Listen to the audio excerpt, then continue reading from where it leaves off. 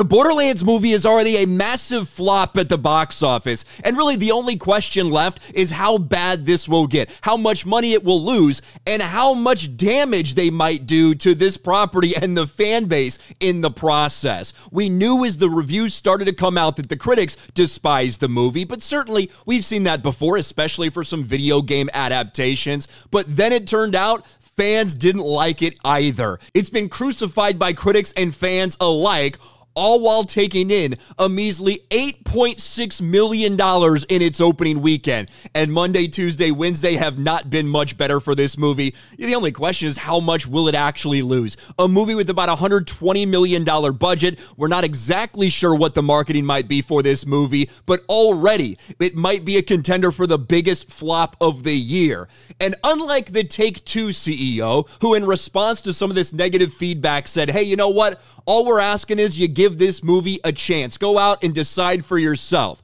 The Gearbox CEO, Randy Pitchford, has decided to take a different tactic. He is having a full-blown meltdown over this movie bombing at the box office. Borderlands bombs at the box office as Gearbox CEO responds to backlash. And in a lot of ways, it's more entertaining for some people than the actual movie itself. Randy Pitchford's reaction to Borderlands flopping might be the funniest thing about the movie. The game developer and CEO has been having a tough time, but tried to find the silver lining with all the Borderlands reviews. And yet, Randy Pitchford for the past few days has been spamming replies on Twitter. He's been blocking almost anyone that said negative things about the movie, including longtime Borderlands fans, people that he's met before for Gearbox. And a lot of his posts are actually being ratioed right now. Here's some response. For the Borderlands movie, I feel like they should have done a retelling of Borderlands 1, but with more depth in the game. I don't know why they disregarded the source material so much, just to have so non-Borderlands players would be confused watching it. Randy Pitchford responds, is this a sentiment anyone else shares? Should the movie have just done a one-to-one retelling of the Borderlands story? The platform lets someone like me hear from someone like you, which is cool. Thanks in advance for your helpful and constructive feedback, smiley face. Unfortunately, apparently he didn't like a lot of that feedback because he would go on to block dozens of people who responded to this. The main sentiment every Borderlands fan shares before we even touch the story is how baffling the casting was. 55-year-old Lilith, a geriatric Tannis and Moxie, tiny Kevin Hart as Roland. The movie was doomed before it even started filming with decisions like these. It's strange to me how much age and height are important to some audiences like yourself. That got 2 likes and 21 responses.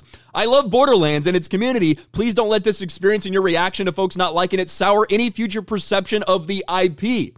I'm cool as a cucumber. I'm pretty fucking flattered that people are essentially saying my team and I are doing a better job building characters and telling stories and making entertainment than this unfucking believable cast and crew. Again, kind of trying to cope with this. He's even put it out, hey, what you guys are telling me because you hate this movie that flopped so much is you just like the games that much better, right? And again, multiple long-time Borderlands fans, people that are notable in the community that made videos about this. Randy Pitchford just straight up blocked them. He even got into a feud specifically with Paul Tassi of Forbes. Now, Paul Tassi of Forbes put out this article. The Borderlands movie has earned $9.3 million globally so far. And certainly, I'm no big fan of Paul Tassi. I've had massive criticism of the things he said. He certainly is not someone that just goes into everything trying to tear it apart or anything like that. He actually, in my opinion, runs defense for a lot of these bigger flops and failures at the box office. He probably hates people like me. But Randy Pitchford decided he was going to go in an all-out war with Paul Tassi over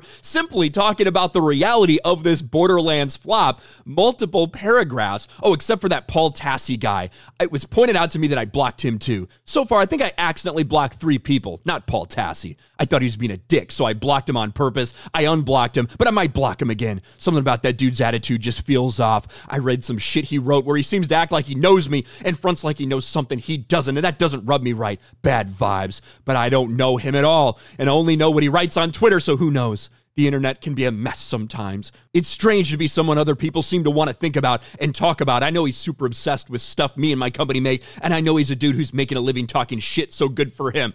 He's a reporter, right? He does put videos out on his YouTube channel, and he even did that, his just actual thoughts on the Borderlands movie as well, but he writes articles for Forbes. That's what he does. That's his job, literally. So the fact that this dude is having just kind of like a complete and total mental breakdown is kind of wild. I think it's damaging, and ironically, I think it's damaging to the future of Borderlands. After Borderlands 3, I think a lot of people are already kind of like, I don't know if I like the direction the franchise is headed in.